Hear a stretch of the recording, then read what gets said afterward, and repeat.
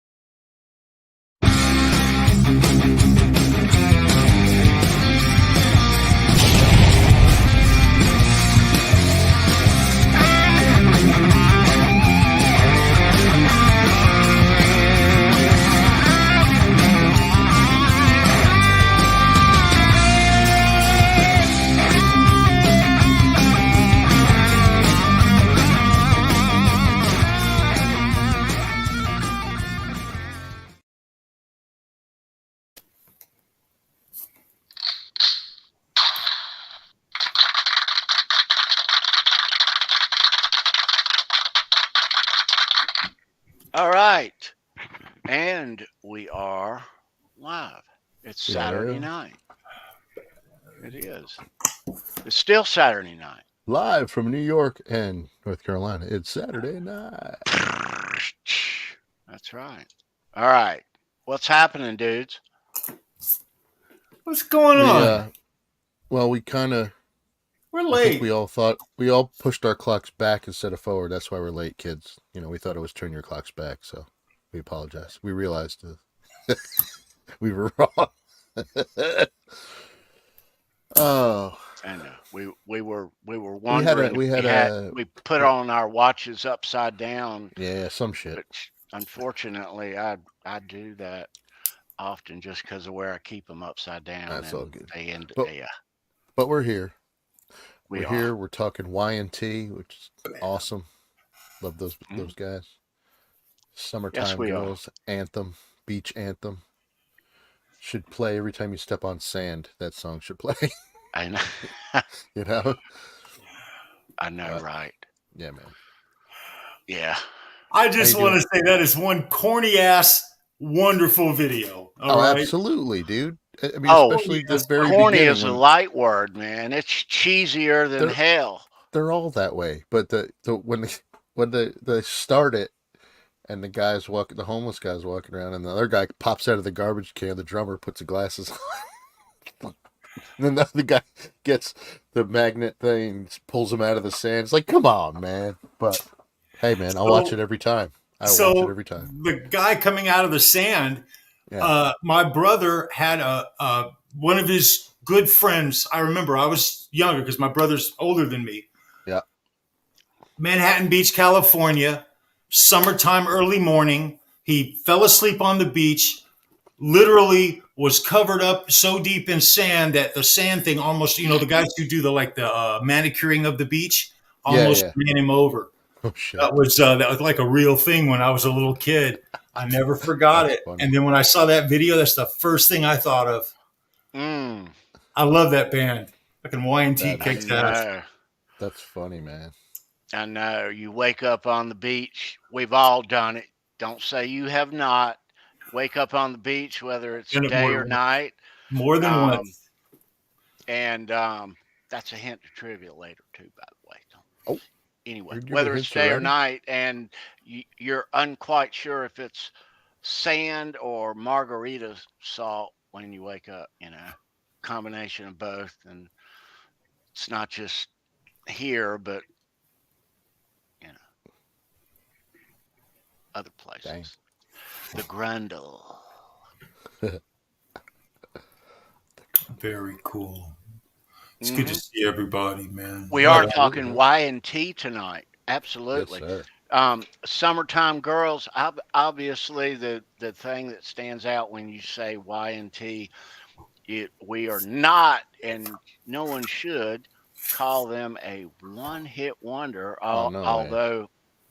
however, wonderful that song is, and I love it. I mean, some of the Gets other me ones motivated to go to the beach. some of the other Certainly ones does. that stick out though, like Mean Streak, Lipstick and Leather, though, Hmm. they're great MTV videos. Yeah, Just perfect timing. They rock, catchy beats, good riffs, yeah. nice bass backbone like Tony likes, right? Hmm. We're gonna get all into Y&T tonight. A lot of Y&T guitar picks later, Y&T drumsticks later too. So hang out. It's gonna be a fun night. We're a little late off the launching pad, but fucking NASA is too. Yeah, no Say shit. they're not. What are you gonna do? You know, we get a little later and a little later, so so next week it'll be 9:35. No, next I think we're gonna starting early next time. It's like 8:50. I think we should start getting done earlier. So, because me and Charles usually work on Sundays, so we get some Yeah, at extra some sleep. point it's gonna be a bunch of bullshit, and we're gonna have to fix that. Yeah, No doubt. absolutely. I know. It's all good. Yeah. And happy Saturday to everybody. Thanks for joining in. It is March the 9th, 2024, experiencing some spring like come and go weather. When the in between seasons, they always start kind of turbulent, Charles. And here in the South, they a lot of blooms and a lot of action in the spring start here. You guys seen any starts to spring up there, B? Not yet. Um, it was actually we had a little wintry mix today. So it Mm, was 32 degrees last night. mm. So, but it's gonna tease us this week. I think we're gonna see a 67-degree day, but it's like up and down in the 40s and 60s for probably another couple weeks. Usually how it goes up here in March, but I know it's been yeah, so up and down. We've experienced a lot of rain, Charles Green. Yeah, it rained all day today. here It's too. messing me all up. I can't Same even here. make plans anymore. No. It's kind of ridiculous right Yep. now. I'm hoping I can get off work early enough tomorrow to where I can get over and see some of the boys and maybe jam a little with the Yeah. guys tomorrow afternoon. But that being said, man, it's crazy here weather wise. Um, everyone has been in the spring mentality for a couple of weeks now, Yeah. and It's on their we're mind. 2 months ahead of schedule as far as I'm concerned. 6, 7, 8 weeks ahead of schedule where we normally would be normal. Um, hey, man, we just roll with it. You know why Y&T is dear to my heart. They opened for Rush. Mm, They did. Race Under Pressure. Yes, they did. I know. So, oh yeah. And that's why I Yes, like they Mr. did. That's how I was introduced actually to Mr. Big, because they opened up for Rush too as Yeah, well. they did. And Yeah. it's the show in Worcester that I think it Nice. was the Presto tour, but So all my roads lead back to Rush. you've seen them a Here couple of you go. times though, Brandon. Yeah. Y&T? No, I did not see that tour at the Grace Under, but they did open for Rush on that Right. tour. I didn't see that. That was the Grace Under Pressure tour. So, but I have not seen them. But Yeah. I may get to. No, we were talking in the green room backstage there, and they're still playing now. They're actually on tour now. Y&T. They're gonna be out west, California, and then they're gonna be going to Europe. But there was an interview that Manichetti was talking to Eddie Trunk and saying he's thinking about writing. They're thinking about doing another album. He wants to write. He hasn't written it yet. He goes. He wants to get all the guys together and write because he likes writing with those guys. Mhm. He likes writing alone too, but he prefers writing with the whole band. So I think in the next year or so we're gonna see another Y&T album. Nice. That would be cool. That would be excellent. I'd be up for that. The guys And can still play. they'll tour around for that album as well. Oh yeah. So that was recent with Eddie Trunk, Brendan. Yeah, that was because they just did a Monsters of Rock cruise, right? I believe. Right. And so it was right after that. That was like last week before. Right. No, So it was very recent. It was like within the last week that news came out. So that's exciting stuff. And this is 2024 is the 50th year of them. Well, them a new album though, Charles. They hadn't put something out in like since 2010, dude. 2010 was their last album, right? Yeah. Let me before we get too wrapped up into Y&T, and there is going to be a lot of. I was about to go down a rabbit hole. I'm glad you stopped us where we did, man. We got some cool Y&T stuff to show you, plus some cool stories, Y&T stories, and a lot to talk about with Y&T. We all love Y&T. You love Y&T. I know you do. Thanks for being here. It is Saturday night. We're gonna and at about we usually at about the 1 hour mark tonight. No telling. But might be at the half hour mark tonight. in a while from now, or so, we're going to pull you some 10-shot rock and roll trivia. I'm going to ask you 10 questions about music and rock and roll, and you're going to answer over in the chat. And whoever gets the most, we're going to keep score too. Whoever has the most correct after the 10 questions will be the winner. And tonight we're going to score you a cool Testament, Alex Skolnick. Is that a Jazz 3 size? Is that like a Jazz 3 size pick? Yeah, this is like a little Jazz Tortex. Nice. And it's like a 1-0.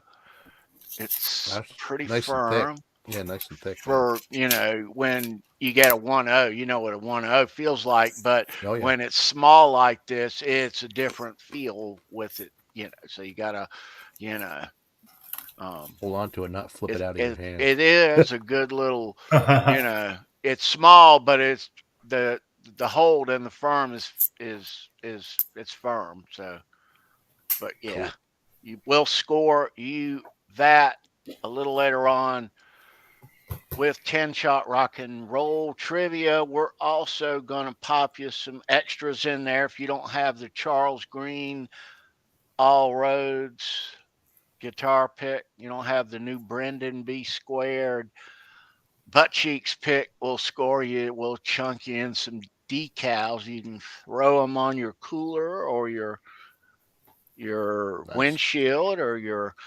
Those are little enough. You can put them on your rear view mirror on the right side. Every time you look up, you can see butt cheeks, right? I don't think they want to see me when they're driving. They don't want to see me when they're driving. No, man. That's funny. Maybe they do. I don't know. About the right size right there. Hell yeah. All right. There you go. Yeah. So there's some new stuff in the house tonight that we'll show you. We'll like I said, we'll show you some cool Y&T guitar picks later, and some drumsticks, Y&T stuff. Cool. Yeah. All righty. Crack open that chat, maybe. It is. Let's open it up. I know it's late, but that's all right. It's Saturday, man. It's springtime. All right. I'm going to start all the way at the bottom and not the top. How about it? Brendan is in the house. I was commenting John on Duchesne both. John, it's good to see you, brother. Good to see you, sir. Right on, brother John. Tommy is in the house. Tommy, it's good to see you, bro. Hope you're doing well, brother. Thanks for the info there. He might be. He might be, Tom. I hope he's on the side of the road in porta potty and not Now he's hanging his in the ass out the window. downstairs hall bathroom. Yeah. Right. All right. There is. Let's go. Let's go to the bottom. It's moving. I can't. All right. Jeff K is in the house. What's Good up, to see you, Jeff? Jeff. Good to see Right you. on, brother. There's What up, Jeff? the lovely Patty Deal in the house. What's up, Patty, Patty? hope Good you're to see doing you, better, man. sweetheart. Pate, how's that The foot? Under the Bus Network is in the house. Good to Right see on. you, It's dude. good to see you, Kurt. Right on, bro. All right. Kurt. That's Kurt. All right. It's moving. I can't even hit him. It's Hit moving Metal quick. Works in the house. What's up, dude? Hip Good to metal, see you, right bro. on, bro. Right All on, right. bro. Louis Varel is in the house, Charles. What's up, dude? Louis, you rock, All right. Louis. Good to see you, We'll bro. scroll upward now. Jeff K. Have we said Jeff K? We can't, but you can say him twice. He's a rocker. We will. I wanted to. All right. Right on, Jeff. Raymond, good to see you, sir. Welcome, man. Good to see you, Raymond. Right on, brother. Right on, bro. You can call me Ray. I don't know why I thought of that. Remember that commercial? The hitman Dwight Bailey. Yes, in I the do. house. What's up, dude? Dwight, it's good to see you, brother. Right on, man. Right on. What's up? I've been watching your latest stuff out there, Dwight, with the fox that shows up at your house. Cool stuff, man. Nice. I know he shows up there often, but yeah, I've been cool. watching. Good to see you, man. I Dave love C. Right on, Dave. What's up, Dave? Chris Dave, Soba. those pictures from the arcade you sent. Oh, dude. God, man, that was so cool, dude. Right on, brother. What's up, Chris? Good to see you. Right on, man. Christopher. I hope Good to your see you, bro. girlfriend's dad Yeah. is doing good, man. Shout out to him Absolutely, from the bro. boys. Yeah. So a shout out to him from the boys. Right on. Yes. Right All on, right, man. let's see here. James Boner is his name. Jams in the house. What's up, dude? All Good to right. see Boner. Update. Okay. My taint revival has improved to 96%. All right. That's not bad. So it's almost gone. Now the rock and the Nice. swirlies without pain. So your boy is back. Thanks again Sweet. for all the prayers and candles lit in my Grundle's honor. Yes. Right on for That's how we your roll, bro. Nice. Grundle.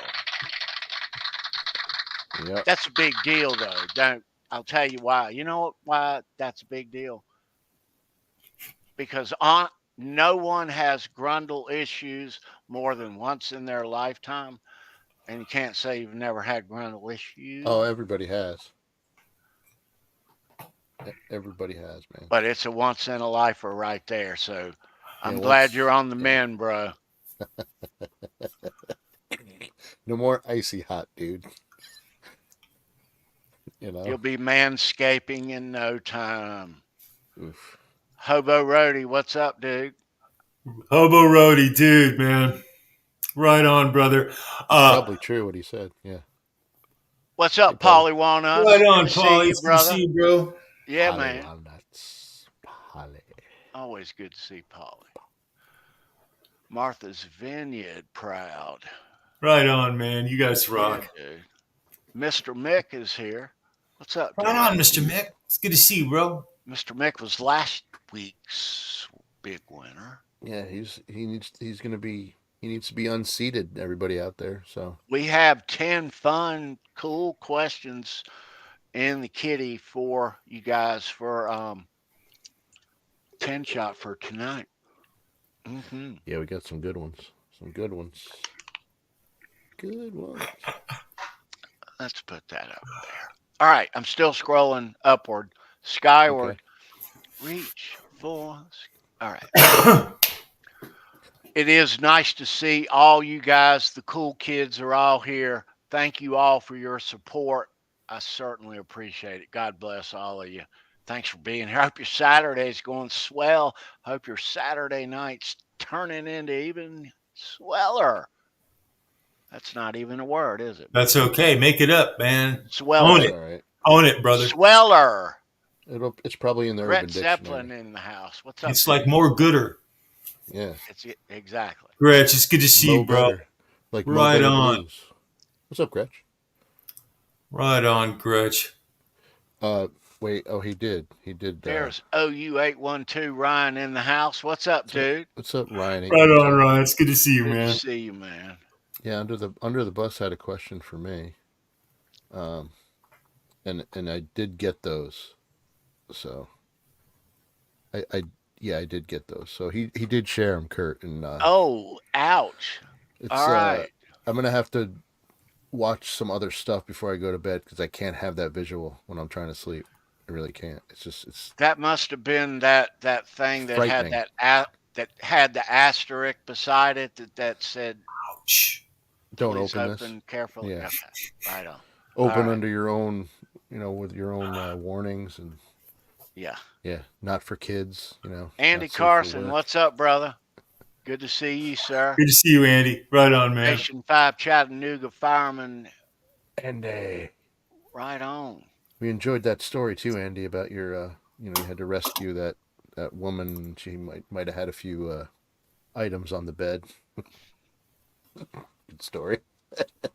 I'm sure you've seen some other stuff. Hobo Andy, that Rody, you what's can't up, talk dude? about. That's great. Hobo. It's good to see you, Hobo Roadie. Right on, brother. By the way, Hobo Roadie has been dropping some little tidbits from his roadieing days about Leonard Hayes, the original drummer for Y&T. Yeah. What a flippin' badass drummer.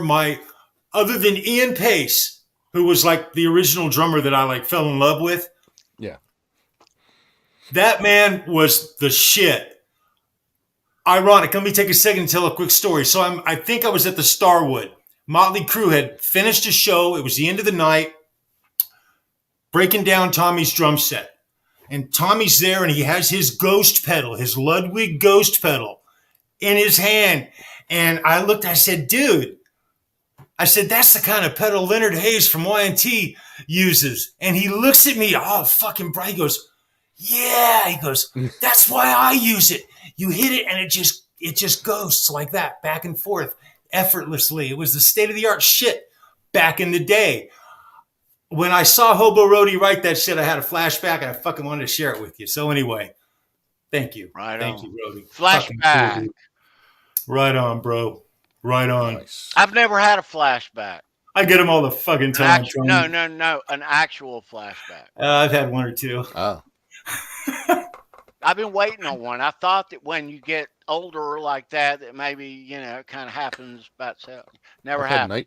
I've had night terrors, but that's different. So. Oh, that's not cool. Had those for a long time. Yeah. All right, everybody, if you're just joining, just show me your pick number 190. We're talking Y&T tonight. Thanks for being here. Herb of Fireside Studio. Welcome. Yeah, Right there, Herb, Herb. good to see you, dude. Right on, bro. He's the last Yeah. one so far. But yeah, say hi. We'll say hi back. Yeah. Or we won't. We can tell you to go. Never mind. Yeah. So. Probably won't happen. I know. But we will. We will. Of course. Say hello in the chat if you are just joining. It is Saturday night. Yeah. Yep. So, Y&T, they just jumped off of the Monsters of Rock cruise, Brendan. Yeah, they did. Yeah, just a week ago, like you said, and all kinds of news in the music world of them writing another album. They're still touring. Right now. They're in California in the West Coast, and then they're going to be hitting a European leg. So for the next few months, so that'll be cool. That's good stuff. Whoever went and saw them at the Monsters of Rock, anybody in the chat see them, let us know how they sounded. I'm sure they sounded fantastic because those guys still sound amazing. You see the current YouTube videos and stuff, and they're just there, man. Like I said before, Manicetti talked to Eddie Trunk, said he wants to write new stuff. That's pretty good. Like you guys said, 2010 was their last album, and this would be a follow-up to that. So that'd be awesome. They sure did have a resurgence. Yeah. The band, because they pretty much came in fast and hard. They did. Went off fast and hard. I know. Floated. And then very slowly they just But the original members, Yeah. all except for No. Dave, I believe, are gone now. Right. Yeah.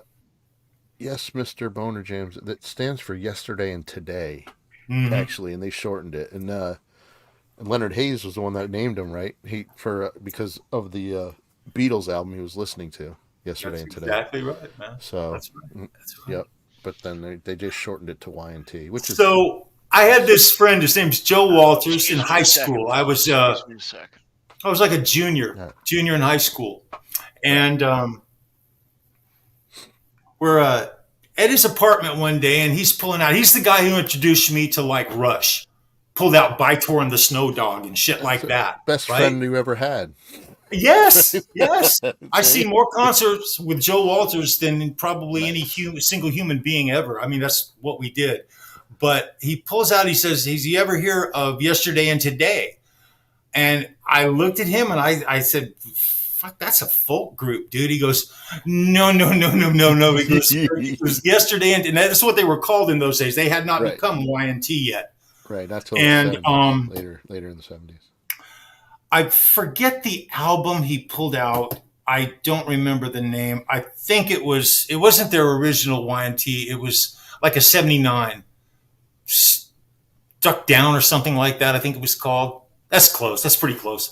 But I quite literally had never heard anything quite like it. It was unique and new, kind of like Rush was, Yeah. And the thing I liked the most about it was the backbeat. It was the bass and the drums. That's what I mean. Maniketti's an excellent guitar player. He's an excellent singer. They hadn't even come close to doing the whole commercial thing, because I remember when they actually went commercial. Summertime Girls was hated by their hardcore fans from the 70s. Because, they're a 70s band, technically. They didn't get real popular until the 80s. MTV helped them, right? Yeah, like the mid-80s, yeah. Yeah. 84. And, God,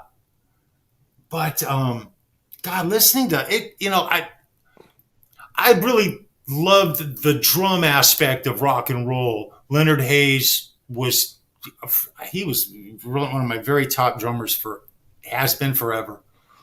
Just a simple little drum set, nothing fancy, but he had the fastest fucking foot in rock. Yeah. Quite literally. He was double bassing before double bass pedals, Well, it was he utilized that ghost pedal that I was talking about. The ghost pedal, you stepped on it one time and it would and the hammer would just go like that by itself. Yeah. And you get into just a little rhythm with it. So it was really sweet. Yeah. Just really cool, man. God, so cool. Mean, they toured with we were talking before. Symmetry, what's up, dude? Trevor, it's good to see you, bro. Right on, brother. Twisted Sister, Rat, Doc, and Night Ranger, all the good ones. They're there. They were there, man. But like you said, Summertime Girls came out in '85. Their diehard fans did not like it at first. I think they. I remember in '82 is where they kind of came on my radar. Yeah. Didn't really get anything as far as being able to see them until then. That's when they really finally started breaking and coming around. And they were always a staple of California. Right. They would go all the way up to San Jose and come all the way down to San Diego, go to San Diego and go all the way up to San Francisco. They'd play Oakland. They would just camp out on the West Coast, it seemed, for about 3-4 years, which was really the bulk of their heyday. Around 82, they went on a tour, I think it was with AC/DC.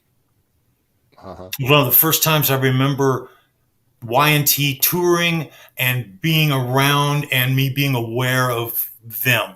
Yeah, I think that was more like, it was late 82 and early 83. They were with AC/DC, Alice Cooper, Dio, ZZ Top and those guys. Ozzy. Motley Crue, like you said. Yeah. So 83, Dio headlines at the Long Beach Arena with YNT. Nice. That's the first time I saw them. cool. Caught the show. No Leonard Hayes. When I saw them, Leonard was not playing with the band. Ironically, he came in and out. It was after the initial, started coming in and out.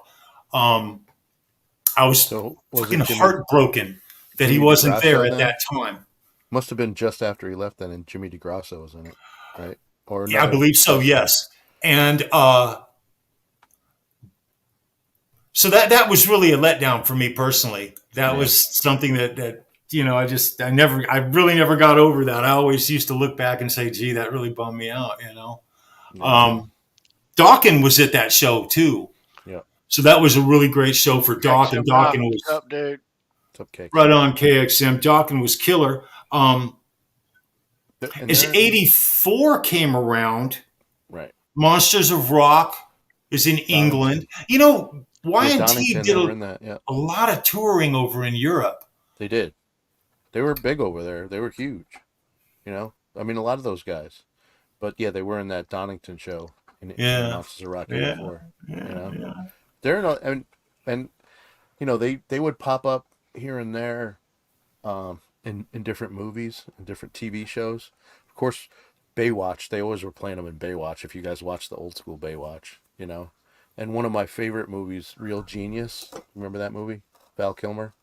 There's a scene. There's a scene in the. I guess they were having a party in the auditorium or something, and "Summertime Girls" was playing. Great fucking song.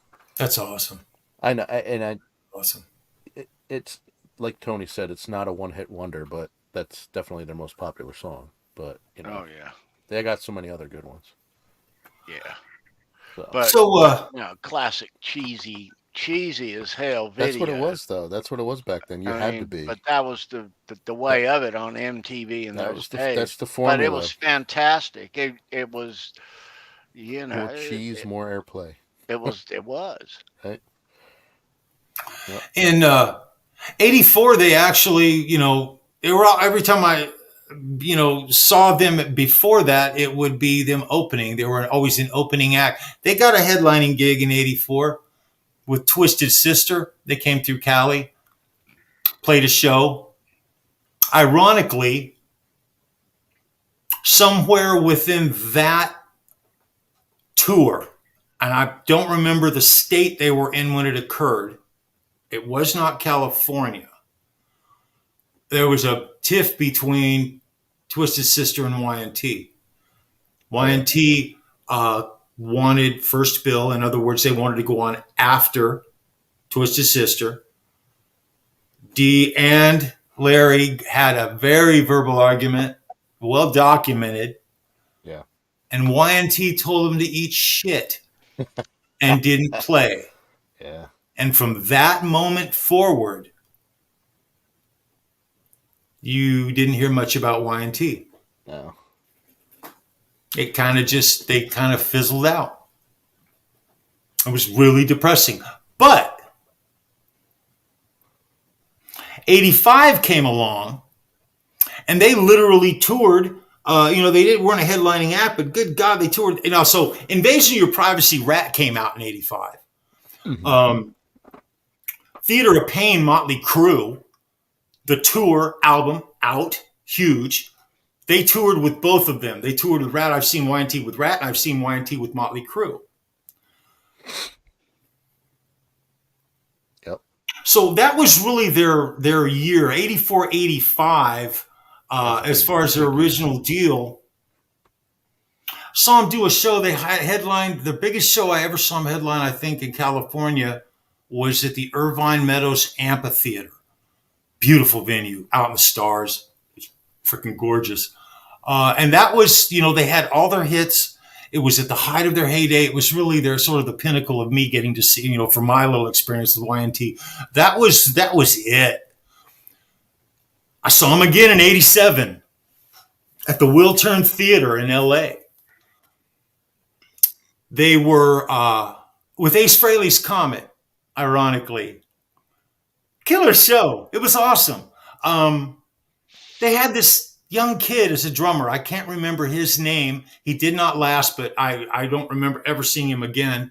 He was not only was he not Leonard Hayes, he used double kicks, and ironically, double kick drums don't go with YN fucking T music.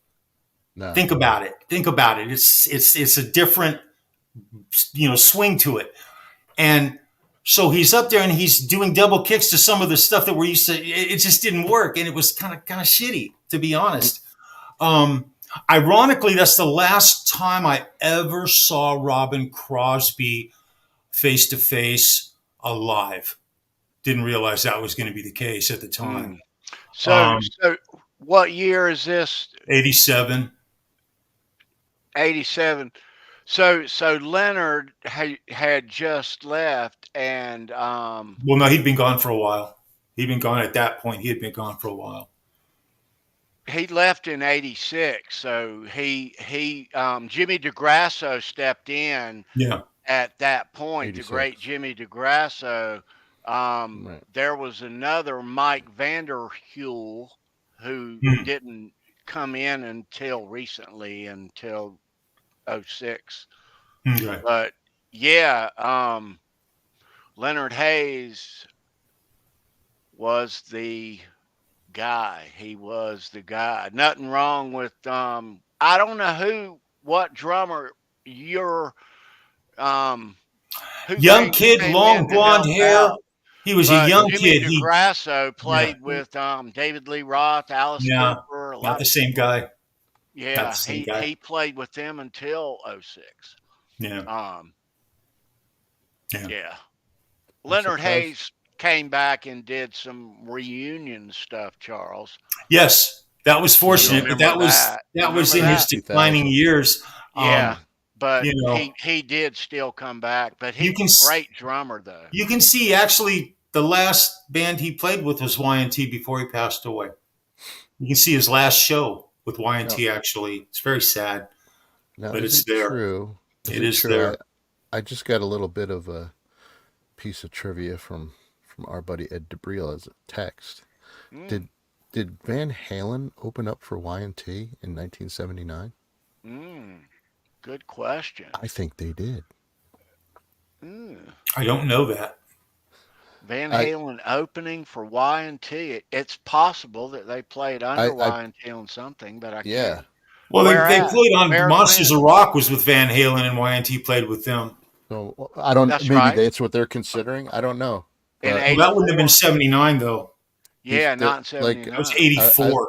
I looked it up, and it says, Manicetti said that during the late 70s into the 80s, Van Halen opened for us. So did Metallica and Poison. I'm like, oh, okay. Well, yeah, I'm sure they did. I mean, cool. It makes sense. That's cool, though. All roads, Charles. Crazy. Even with Y&T, right? Isn't it nuts? It's freaking nuts. But thank you, Ed, if you're listening from the bowl. Right on, Ed. Yeah. Let me while it's on our brains while we're talking about Y&T drummers, before forget this Mike Vanderhule. Oh, Mike Vanderhule, nice. Wow, that's cool. Yeah, he was the last. He's the one that he's touring with him now. Yeah. Yeah. He's a good drummer. Yeah. He fits in. He do fit in.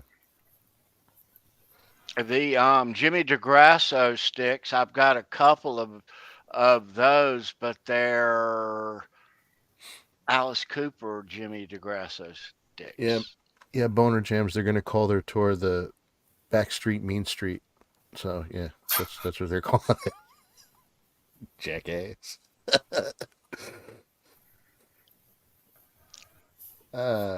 Funny. Oh. All righty. Yeah. I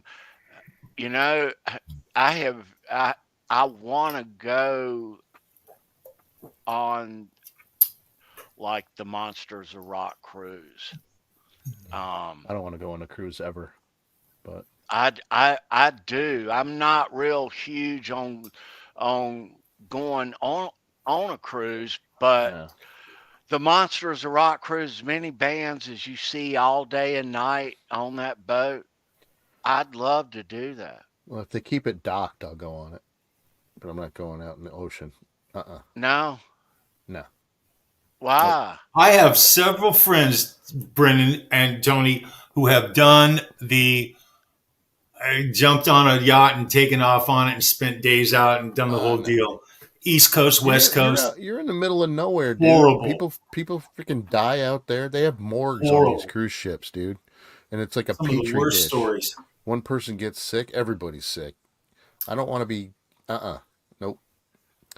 I will say this: the only cruise that I would go on is that Meg wants to go on. There's this. I don't know if it's a Viking cruise, but it's like the one. It's in Europe and it's on a river, so you got land on both sides. You're not going into the ocean. I'll do that. I'm not going into the ocean on a boat. I've heard too many horror stories about that shit. No, thank you. I mean, I wouldn't put anybody down. If that's your thing, you go for it, but I'm not. Well, it's not like you're going across the big pond, though, you know. I was just thinking, my ex-wife, one of her best friends who lives up in New Jersey, was quarantined for like days on one. It was docked and they wouldn't let them off. Exactly. Shit, I remember that too. No, I got way too many. No, I'm not getting on no boat and going out in the ocean hanging out. Nah. But my kids, they're constantly, you know, you got to come with us. They go every year, and I have a lot of not friends on like cruises, a music cruise, but there are so many. There's the Monsters of Rock, and there's so many music themed cruises that out there. But I've never done a music theme. But I would love to go on a boat with all my favorite bands. Hell yeah. No, that'd be cool, but I mean, and again, I have a lot of friends that love cruises and go on cruises. My uncle, his job, he used to, like, for many years, he started before the internet, they had all these publications and all this stuff on the cruise ships. And he had a company that did that. So him and my aunt would go on, I don't know how many cruises every year. And he's like, you know, we can get you in there if you guys want to go. I'm like, I don't know. Pass. But hey, man, you know, to each his own. Like I said, I have a lot of friends that go. Tony, your family, you know, some of your family goes, and people love it. People do love it. So it's just not for everybody. It's not for I was me. just thinking, my mom and dad, as they were getting older in life, they used to vacation, not with me or my brother or anybody, but I just remember they did like 3 or 4 cruises. And they had no problem whatsover. I just remember all these beautiful pictures and stories and shit. But they were the like 25 pounds because you eat because freaking food's always there. Like, you know, but shit, I don't know. It's all good. A Monsters of Rock cruise, Tony, would be good. Would be good if they did like a little loop, go out like a mile and then come back. You know? Right.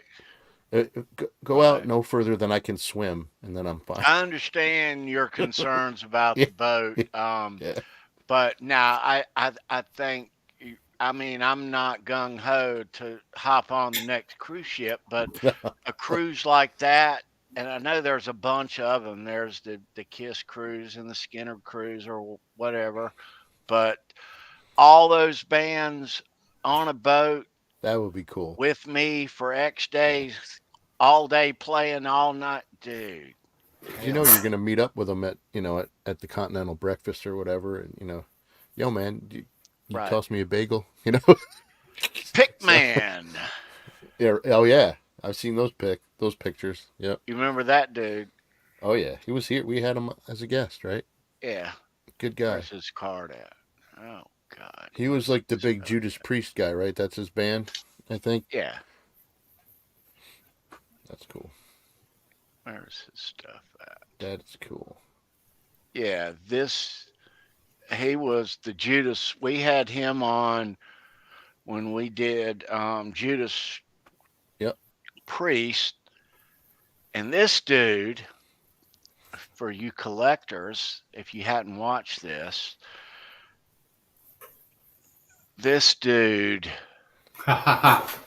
He's cool, man. Jim Claypool. Yeah. He was our guest episode, Oh, I don't know. Not many in episode no, 10. It was less. It might have been less after than that. 20. It was definitely less than 20. Yeah. Yeah. So he's like the biggest Judas Priest collector, literally in the world. And we had him on the show. But what he does is he goes on. Him and his wife go on these cruises. The 10,000-pound. What is it called? B? Not the Monsters of Rock cruise, but the 10,000. It's called the 10,000 tons of steel or something like that. I don't remember. But it's it's harder bands, really heavy bands on that cruise that he goes. But he goes on this cruise, him and his wife, every year, and they've gone on it for 10 years or more, and they meet a bunch of people. But he dresses up. He's a guitar pick collector. And you go on a cruise ship with that many bands, and you're a collector, and it's not that many people like in an arena between you and the band and you getting guitar picks. He would go and literally get over 100 each time. But he dressed up in this outfit, and he had like a megaphone too, and a thing on his hip, and so that was his thing. He had a cape and Pickman, and it made like an echo, and anyway, he got a lot of picks. But he went every year, him and his wife, and he was known for Pickman. And it was episode 28. Was Judas Priest. But go check that in the back catalog, episode 28. Show me your pick. We showed on that episode a bunch of shots on the crew, him on the boat, and I remember that. It's hilarious. Yeah, he told a lot of good stories on how everybody knows him, and they just expect him to come up and get picks, so they have him ready when he's walking by. It's freaking fantastic, man.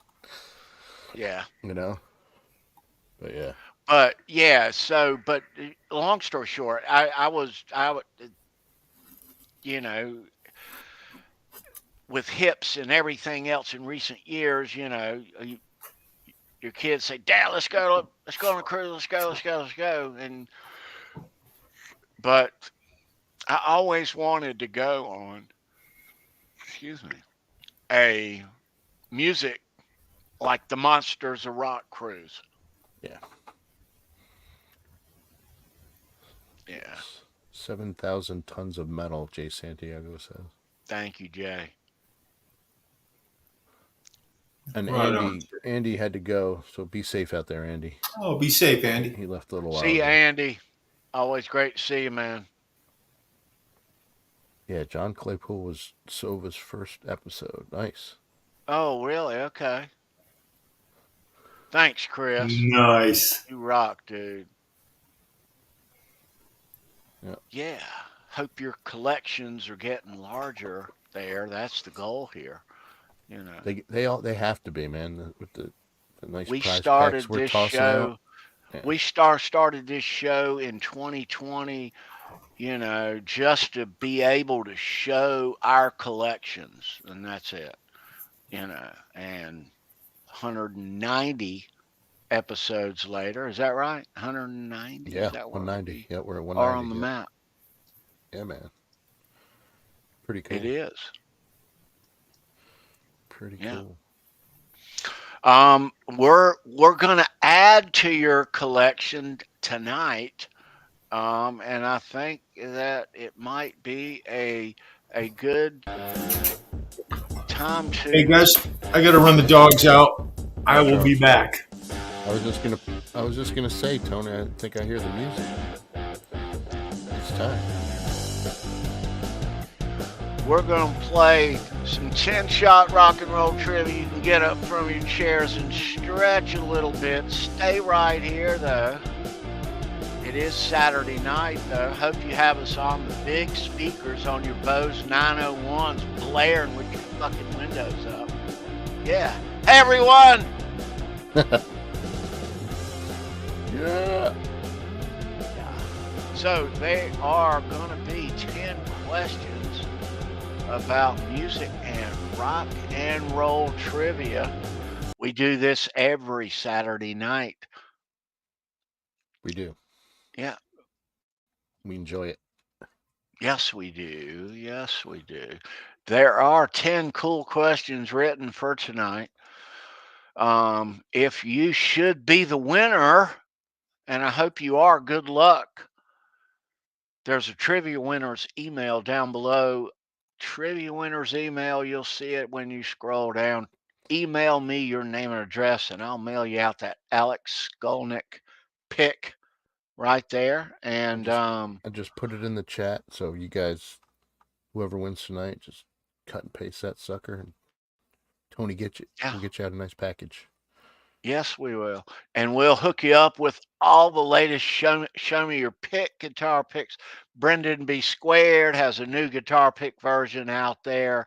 We'll hook you up definitely with some Brendan B. Squared picks and stickers, decals, and some Charles Green All Roads guitar picks, some Ed DeBrill picks, Nice. and we'll make it nice for you. Yeah, So I know who has won and who hasn't.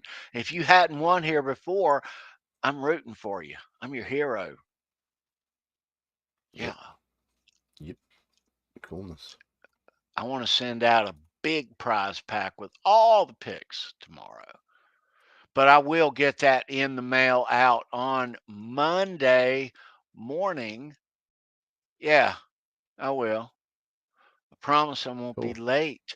So, Brendan, now that I'm not going to call any names tonight. Okay. God damn it, even though I should. I'm not going to call it. But anyway, what I was going to say is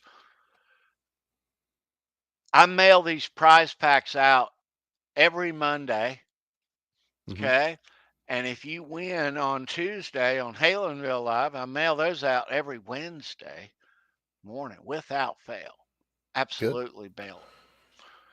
Me, on the other hand, it takes me a while. Takes me a while to send shit out. It has come to my attention in this past week. Yeah. Somebody got the same person got a couple of prize packs. One was 2 months late and one was a month late. Oh, no. But they were both postmarked as such. Oh, wow. They got them at once. But wow. Everyone know that I mail these prize packs out the following day without fail. And I've never had an experience where it's gotten lost in the mail or anything. Everyone always lets me know they got their stuff. So, yeah. Thanks for playing along tonight. These questions, they are fun questions. We are playing for Alex Skolnick Testament guitar pick, little jazz 1.0 thing that is boy gimme. A few of them. We'll play for more of them here in the future. We will. Nice. Before we get going, know that tonight's trivia game, very, very important. This 10-shot rock and roll trivia could not come to you without our friend Greg at Legend Picks. Okay. Nice. He makes all of our custom guitar picks around here. He makes all of these people's custom guitar picks there. And he can make yours as well. There's a link down in the description, legendpicks.com. He does good work. Yes, he does. Hit him up. We've all had some made for us by him. And he's been on the show, and he's a friend of the show. Awesome dude. Very easy to talk to, get you what you want, give you some samples, show you some pictures. He does it all. Yeah. You'll enjoy huddling up with him and creating your own custom guitar picks. I know a lot of you play guitar. I mean, what the fuck? Do you just use a regular, a plain Fender medium all the time? Get you some handsome picks, man. It's got your stuff on it, and your thickness and likeness and everything. Yeah. I was just looking to see if I had a Fender medium because I'm sure I do. I mean, everybody, you have to have one. No, you fucking go. You plug in to play. Hey, look at that. Even playing I got a Fender medium, Tony. And you got a stack. You got a pile, a fish bowl full of guitar picks at your disposal. It's got your name on. You play a little better always. Yep. Oh yeah, you do. I drop picks. My hands are older now, but I drop picks. I clean them up later. I don't give a shit, but I drop them. But you have a lot because you drop them. Just don't drop them when you're walking Lucy. So, because that could be bad. No. Right? She doesn't get any in her mouth. She's never had a guitar pick in her mouth, though. Never, though. I worry about that.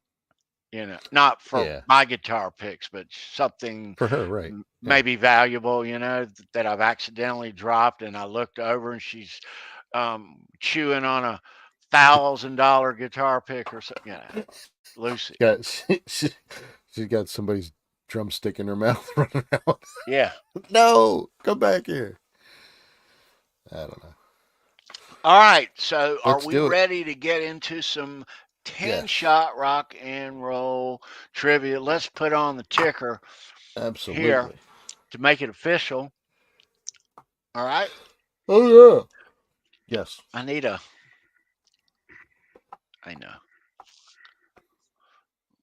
All right. Sorry, I'm yawning. So I trust that everybody has Summertime Girls ringing in their head uncontrollably. I do. Right? Oh yeah. Yeah. I love the ending. Yep. Oh, Jay's got a good name for you. There's a good name for a band, Walking Lucy, Jay Santiago. That is a good. That is a good name. You can have Lucy as the little mascot on all the picks, right? There you go. There's an idea. Mm-hmm. I know. Cool. We're not going to say that too loud over here. No, because then she'll want to go out. No, she's feeling spunky a little bit lately, so. Oh, okay. Yeah. I know where you're going with that. Yeah, it is spring. Yeah. That's all I need to say. Need to be quiet during certain times to her. Yep. She gets riled up. Cool. During certain times of the quarter. Mm-hmm. Yeah. All right. 10-shot. Good luck. So trivia here. It's fun. I have extras. I do have a tiebreaker for tonight in place. Cool. Very good. Cool tiebreaker. Should we need it? Should we need it? But there is a delay between us StreamYard here where we're camped out at in our studio and where you are back on your YouTubes. Mm-hmm. And it takes about 5 seconds for it to, like the candy bar, to drizzle over to the top of the screen and then load up and then you see me, So what that does is it mixes up the chat order. It looks like your answer is first. It's not. But it usually isn't, as R2, R3 can attest to. Right. But all of us have experienced this. Should we have played trivia with some YouTube channel in the past? And yeah, it does mix things up a tuss. So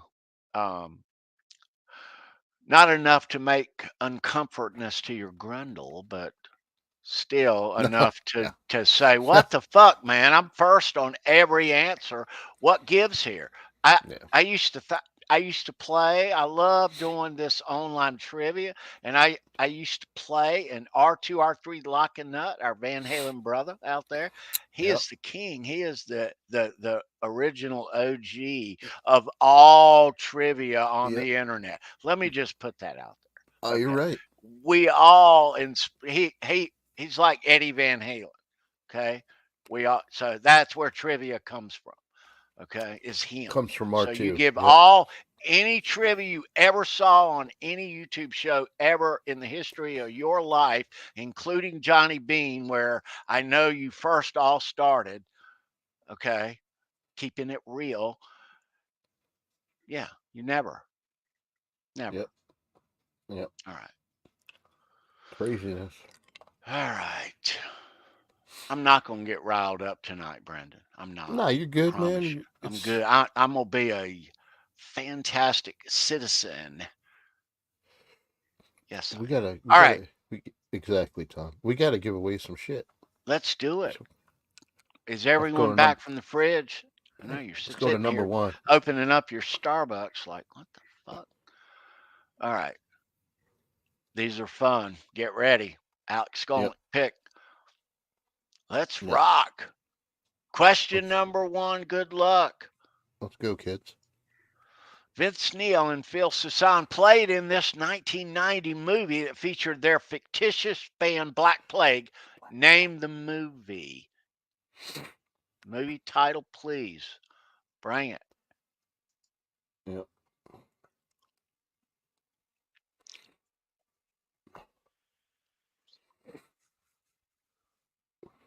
Is the chat broken? I don't see. Oh, Frankenstein? No. Not Frankenstein. Name the movie, Dave kids. Z's in. Dave Z got it. Dave Z, there it is. Good Ford job, Fairlane. bud. With Andrew Dice Clay. Yep. The Adventures of Ford Fairlane with Andrew Dice Clay. Nicely done, Mr. Z. Dave Z in the house. What's up, brother? All right. Detroit Strong. Yep. Okay. Great movie, man. Yep. I watched that. I've seen that a couple. Go watch that, Louis Villarreal. Go watch it. You'll like it. Yeah. What was his name in that movie, B? I don't remember. Bobby something wild. Vince's name. Oh, yeah. I don't remember. Yeah. I haven't seen it in a long time. Yeah. But I have to go rewatch that one. Yeah, great movie. Yeah. With the guy that played Robert and Freddie, that guy, he was in it. Yeah. Yeah. Robert Englund. Yes. Yep. All right. Number two. Dave Z is on the board. We're going to complete the next line to a song. Yes, we are.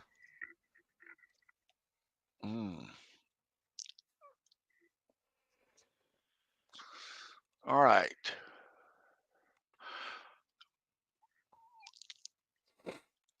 You know, the more we do this trivia, Brendan, the more that we I see the patterns, how I write them.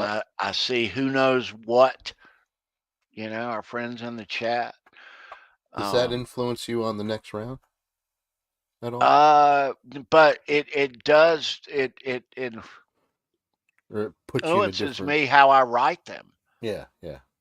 Cool. I mean, it does. I basically, getting to know these kids in the chat, and I love them. And thanks for being here. But you still have to write them harder and harder and harder. Yep. I can't always make them easy. But this next one is number two, so we're gonna complete the next line to a song. As you could have guessed. Here we go. Good luck. Complete the next line of this song. Slip and slide, take a ride. You want the best of both worlds. Caviar, it's hard to find. Need all the words to complete the next line, please.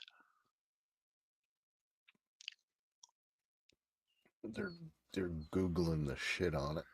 No, don't do that. On my beat up grundle. That's not Come it, Ben Tom. on.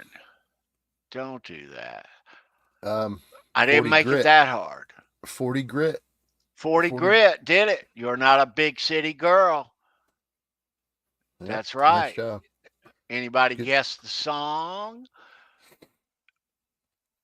I'll give With you a the hint. completion of the lyric there, you should know it's a rat song. Yep. It is a rat. Dance, dance, dance. That's Yep. right. There you go. 40 grit's got it. He's got that too. Dance. Right on, baby. Nice, Mr. Mick.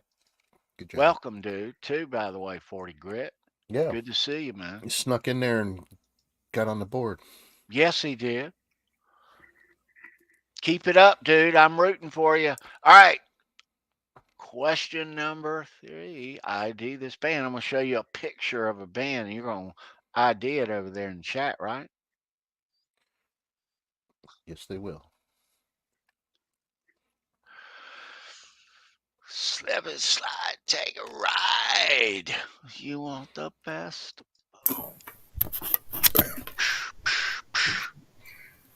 All right. He's back. All right. ID this band. Good luck. Question number 3. Dave Z. Who's that? 40 grit. Yeah, who's that? Who them? Dave Z and 40 grit on the board. Ought So to be far. easy. You think so, Charles, right? Ought to be easy. Yeah. Sova, Mr. Mick. Sova was in first. Yep. Sova's on the board. Even Boner Jams got it. 'Cause I know that's one of his favorite bands, Greta Van Fleet. Oh, lives is for it them. Boner? Really? I didn't No. know that. That's what I understand. Lives for them. Or something like that. He sings So high Boner like the lead has a singer guy. fancy to the Greta, huh? Ah. I think Something about he the thought it lead was a- singer. I'm not sure. He's, you know. He thought it was an all-girls band. That's why he liked them. So I thought he liked his rock a little harder. Well, everybody's got a fancy. It's all right. we all have our our secret bands that we like. It's all good. Everybody's got a. That's right. Who's yours, Charles? I'll tell you mine. My favorite band? No. What was the Well, question? It's Weezer, isn't it? No, your favorite band that no one would guess that you like. Not your favorite, Yeah. but Your closet band. Your what do they call it? There's a term for it. Your Oh, wow. That's a hard question.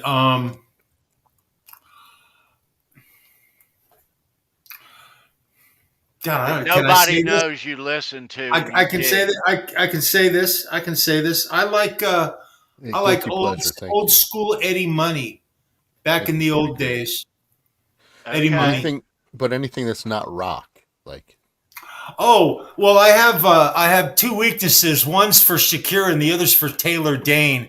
And those are Ooh. personal. We don't want to tell anybody about those, there you publicly. go, buddy. So, I knew it. I knew That's was what something. we were looking. So That's what we were I'm looking no, for. I've had a thing for Taylor Dane since I was like young. I mean, God damn, you should have seen her back in the day. Dude, Holy shit, man. She's touring now with Tiffany. Remember Tiffany? I find that amazing. But you Yeah. should have seen Taylor Dane back when she was in her 20s. She still looks good, man. She still looks good. Yeah. Beautiful woman, no doubt about it. But her singing, Yeah. live. I've seen Taylor Dane live. Unbelievable. I've seen a lot of crazy bands live. I've seen TLC, all kinds of bands, all kinds of music. Working for West. Good God, I saw everybody. Reggae, I like Pink, and all kinds of reggae. I've liked Pink for a while, even before we saw her. I love Pink. I saw Ziggy Marley and Peter Tosh on the same bill. I saw that Ziggy was like Marley. a fucking reggae. Yeah, it was a celebration of Bob and Bob Marley. And so that was like, I'd never been to a reggae show in my life. I had heard about reggae, but It's I didn't crazy, have a right? fucking clue. Let me Crazy. tell you what, man, that was That's really cool. Cool as shit. So if you were to ask me that, what is something that I listen to that nobody knows Guilty about pleasure. that I kind Yeah. of fancy and favor? And I'll say this, and you can put it out there, but great songwriting, and I'm always a sucker and a fan for fucking great songwriting. Put the song out, sing the goddamn song. But if you were to ask me that, Yeah. and don't tell anybody, don't spread this around, No one will know. Roxette. Oh, all right. There you go. Nice. Roxette was cool. They had a moment. There you go, Ben. I love Juice Newton too. That's good, Jay Santiago. I'm seeing, look at all this people bearing their souls here. My goodness, man. Well, man, Tiffany. We got some Tiffany up there. Right on, Tiffany. Lewis. I saw Britney Debbie Gibson. Spears. What about Now, Berlin? damn. Remember Berlin? Remember that group Berlin? Yeah. Was on the a Metro. really Yeah. popular band. That was around the time Depeche Mode. Remember them? They were big Yeah. too. Never I got love into them those, though. Little T techno, you know. I love those late night, MTV videos. They would go. I don't know if it was like 120 minutes. That was like alternative stuff, but they had other shows that were late at night and they played stuff that you Who did I see them with? never watched. Man, Anyway, we used Missing to, Person. man, Number 4. I don't know what the record is, but we all used to, back in the day, since 1980, keep our TVs on, especially late at night when we're partying or whatever, on MTV constantly and cranked it up. Dude, what about Katrina and the Waves, man? I'm walking on sunshine. Oh, God. Come on. You got some good shit. It is. It's actually a good song. We got to finish this freaking trivia thing. We're going to be here all night. We're on number 4. All right. We'll be here 3 hours for trivia. For fuck's sake. You'd be doing it by yourself. God damn. Tony will be finishing trivia. That's a damn truth. Because Charles and me will be asleep. Tony will be like, where you guys go? I don't know. All right. Let's proceed. All right. Question number 4. I know you're ready to type. Monique is in the chat. Monique, what's up? Monique. Good to see you, Right man. on. Monique. Right on. All right. You're just in time to play, Monique. Yep. Go-Go's too. So Get ready to type, Monique. Willie Nelson, John Mellencamp, and Neil Young are the founders of this benefit concert. The following year, it became an annual event to this day. Yep. Mr. Mick. Mr. Mick is in with Farm Aid. Yes. Yes, sir. Nice. I always get the two confused, Live Aid, Farm Aid. Yeah, I do too. That's another one that all roads lead back to, right? Wasn't that Eddie and Sammy? That's when the world put the frick upside down for some of us. It was. But but Willie Nelson, John Mellencamp, and Neil Young started that. They heard, I believe, Bob or who made the speech, Bob Dylan at Live Aid. Yeah. About before it said about the farmers are not going to have enough money, and in the coming 10 years, there's going to be a bunch of famine unless we do something now, Also, John Mellencamp said something very similar to what Dylan said publicly. Mm-hmm. No farms, no food. Yeah, that's a tough job. I have friends that are farmers. That's a tough gig, man.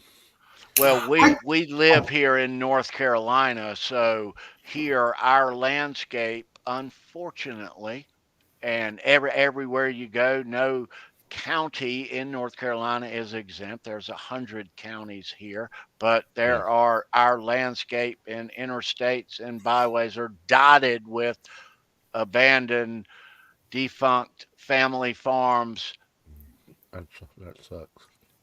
all over, everywhere. A lot of them have actually turned into housing subdivisions now. Yeah, or other. So by the millions of acres. Subdivisions is a Rush song. Sorry, I just had to say that. The Boomtown Rats, Bob Geldof. Shit, hip metal. Yeah. I hadn't thought about them in a minute, bro.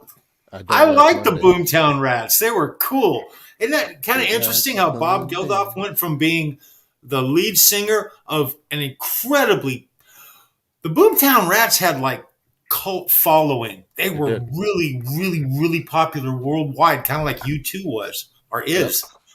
And he immediately got on a political platform and, got into causes he believed in, dug his feet in, and became, instead of a member of that band, he became a spokesperson for, his agenda. It was everybody's agenda, but no one was taking the lead because everybody wanted to be a fucking follower and not a leader. And he put it out there. We got to do something. I mean, was that before his eyebrows off? Yeah. Right. Was that before or after The Wall when he shaved his eyebrows off in that movie? Remember that movie, The Wall? I saw the live concert. Yeah, he freaking shaved his eyebrows off in that show, that movie. All right, anyway, so number 5. We are going to move to question number 5 here. Number 5. Everybody's got one. What is the score, Brendan? Nobody's in the lead yet. Dave Z, 40 Grit, Sova, and Mr. Mick all are on the board. Dave Z, 40 Grit, Sova, Mr. Mick. Yep. Right on. All have one. Still anybody's game. All right, so this one goes out. This question number 5, now that spring is approaching. This question goes out to all you golfers, all you hackers out there. Attention. Yep. A golf question. Rock and roll golf question. Yep. All right. You ready? Ready. Let's roll it. This might prove to be difficult. This rock drummer has a USGA handicap of 8.4. Yeah, I'm a golfer and I didn't know it. So. Alice Cooper's a great guess, but... How about a name first and last? But he's not a drummer. First and last name. And stop. You wouldn't even take the first name on that one? No? Because it might give it away. And even that said, it might give it away. I don't know. Now it's not. Oh, we got it. Mr. Mick. Tico, that's right. Let's go Torres. Well played. Good answers. Good answers. Yeah. Lars was a really good tennis player, but I don't think he played golf. Right. But anyway. Okay, Tico. Yeah. Rick he can hold his own. Yep. The Hitman. All right, Mr. Mick takes the lead. Would that be? Yes, he does. He's got 2. Yep. Okay. Very cool. All right, let's trudge on to number 6. Yep. Let's go number 6. Number 6. All right, good luck. Let's type. Who knows this? I know there's people in the chat who don't answer on every question. If you think you might have a guess, go ahead and try. All right? Even if you don't know it. Because you never know. You never know. You never know. All right, number 6. Pete Townsend of The Who pushed this political activist off the stage at Woodstock in 1969 during The Who set. Name the political activist. First and last name, please. This. Oh, man.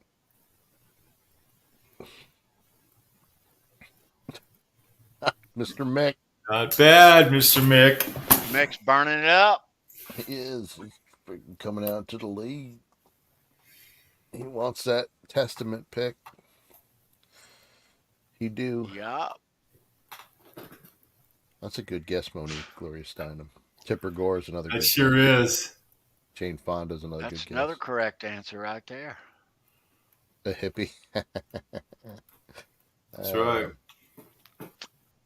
All right, Now, Mr. Mick D. is Snyder, kicking ass. D. Snyder put Tipper Gore in her place back in those Congress hearings. All right. Yep. Yes, he did. Who's gonna catch him? I don't know, but they better get on their motorcycles. I know. Running Get away on with your it. bikes and ride. Yeah. That's Queen song. That's right. We're going to question number 7, Number right? 7. Yep, you got it. Number 5. Is that a BC Yeah. Rich back there, Charles? Yes, That it white is. Nice. That is a 1984 NJ Series Nagoya, Japan. Very nice, sir. All right, good luck. Here we go. Number 7. Formed in 1990, this band was formed by members of Green River and Mother Love Bone. That's a finger roll. Name the band. Softball. Bring it. Yes, he does. Yeah, man, Cuda can't have that though. Probably has one, but he wants that one. Bent Tom. Bent Tom. There you go, Mr. Bent Tom. In the house. Nice. They are actually pushing their new album. They're going to be touring their new album. Soundgarden. Good All answer. right, Tommy Naked is Ladies, on the Green board. Day. Excellent, Tommy. Right on, dude. Yeah, man. 3 questions to go. So Tommy's in there. Okay, so we have 8, 9, and 10. Somebody better catch Mr. Mick. Yep. He's going to walk away with it. All right, so we're going to question number 8 here. Yep.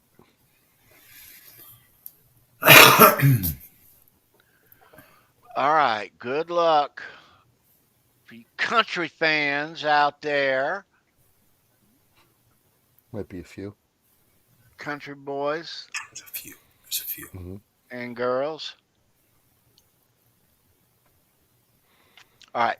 This male country artist was an American Idol winner and is from Garner, North Carolina. Name him. First and last, please.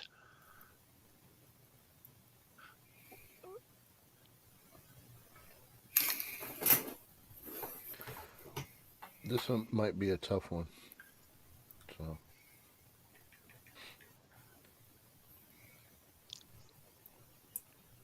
I used to William Hung. No, Mr. Oh, Mick. there it is. It's over. Mr. Mick. It's over, dude. Damn. Mick's the winner. Winner. Right on, Winner, Mr. chicken Mick. dinner. Well played. Scotty McCreery. Some chubby guy in an acoustic. Our own homeboy. Ruben Yeah, he Studdard. lives just up the road about an hour from here. I'm impressed. South of Raleigh. I'm impressed. Boner Jams knows all these winners. William Hung. Hey, dude, I watched Studdard. every season I of watched it. American Idol First couple. through being a singer. What? Hell yeah. Me and Yeah, my it was kids great. watched American Idol religiously Dude, I have the a first William 10 Hung. seasons. Hell yeah. I have a William Hung magnet on my refrigerator from back then. When he used to, that was freaking great.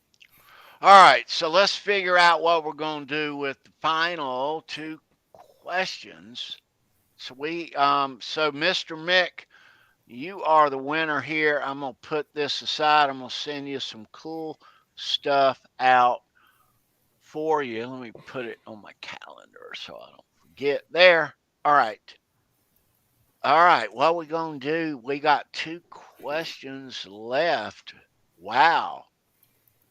Mr. Mick would like to give his prize to his buddy R2 R3 Locking Nut. R2 R3. I'm going to send you that stuff. Mr. Mick has done you a good one, brother.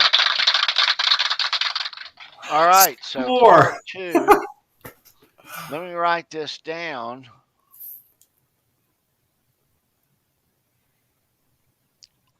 R2, I'll send that out, that Alex Skolnick pick to you, buddy, on Monday. Courtesy of Mr. Mick, right there. Nice. All right. Man. So here's what let's do. Yeah.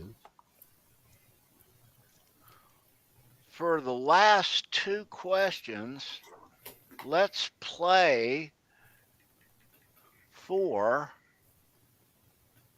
I have a couple of these, few of these. I didn't realize I had a few of these. I got a few of these. I got a few. I got some. God damn, I got some. We're going to play, if I can get the light to reflect. There it is. We're going to play for a Meshuggah. Nice. Pick. Who's down? Very nice. Yeah, it's black on black, and it's got the cool little grippy things on the Meshuggah logo. Yep. Let's send somebody some Meshuggah love tonight. What do you Pour think? some Meshuggah on me. We're going to clear the board,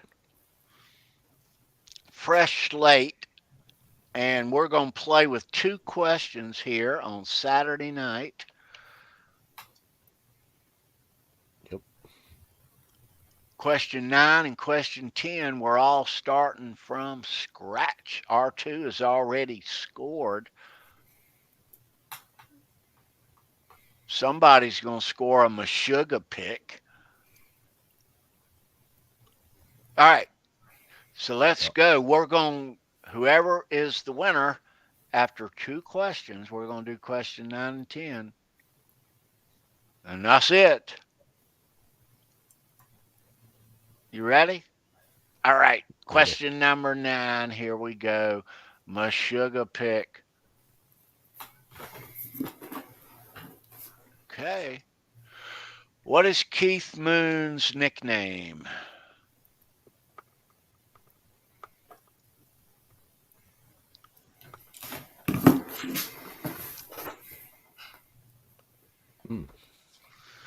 And I actually think I have asked this question in the past. You have. This is a repeat. This is in the last year. Would you give it to Lawnmower Tapes? I would.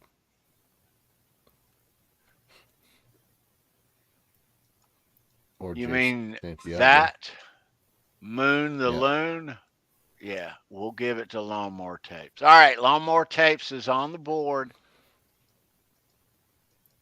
Yep. Cool. All right. Congrats. The Loon. He was quite the Loon, Charles. Yes, he was. He was. On and off the court. Very important. Yeah, he was a nutball. Yeah. It cost him his life, though. Yeah. Unfortunately. All right. Question number 10. Lawnmower Tapes is in with the number 9 answer. Good luck. We're going to the last one. We need the first correct answer. We need a quick typer. Hit refresh right now. I do have a tiebreaker in place. Should somebody tie Mr. Lawnmower Tapes here? but he captured question number 9. Question number 10, it's 1-0. Good luck to you all. This is the final question. Whew. Here we go. Who was the trivia winner for this past Tuesday's Halenville Live on March 5th, 2024? That was this past Tuesday. Who was that winner? Who was our cool ass winner? It was not Mr. Mick. Wasn't Mr. Mick. It was not Jay Santiago. It wasn't Jay Santiago. Wasn't Andy Carson. Wasn't Boner. Come on. Hams It wasn't Boner. Nope. Wasn't R2. Nope. Wasn't Sova. Nobody. Nope. Come on, man. No. Come on, man. Come on, man. You was all here. It's not even the weekend. No brain fog.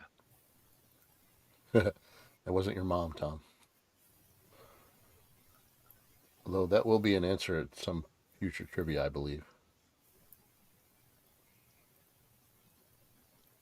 Quentin James, no.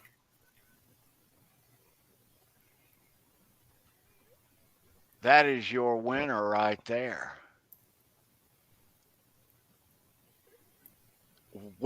We are going to accept that because the winner was nobody. Nobody got 10-shot rock and roll trivia for Tuesday. That's true. That is a good Tony got him. Interesting. So I got it. So. Very well played. Nice. Yep. Thanks for watching Tuesday, Chris.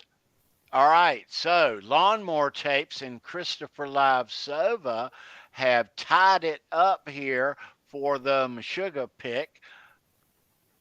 So we got to go to a little one-on-one, little cutting heads here. You know what cutting heads is, Charles. You know. Mm-hmm. We're going there. So Christopher Live Sova and Lawnmower Tapes, I have a tiebreaker. I have a tiebreaker. Where is it? It's just a tiebreaker. What you do to me? Yeah. Okay, let's find it. I hope I didn't delete it because I needed room or something. Oh, shit. No, there it is. All right. There it is. All right, Chris, Lawnmower Tape. Right, guys. This is for you. There it is. For the pick. We'll show you guys a picture. First correct of those two. Keep an eye, B. Oh, God. Why do you do this to me every time? Oh, okay. I know that one.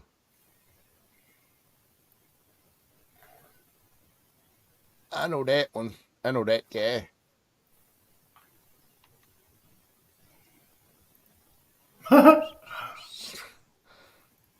There you go. Who is it, guys? Lawnmower Tapes, Chris. Let's go. Lawnmower Tapes got it. There it is. I mean, KXM Rock did, but between Lawnmower Tapes and Chris, it was Lawnmower Tapes. KXM was the first one in the chat in. Yep, Lawnmower Tapes is the winner. Lawnmower Tapes, right on, brother. Well played, brother. Right on, man. You did it, man. Very cool. All right, let me take this down here.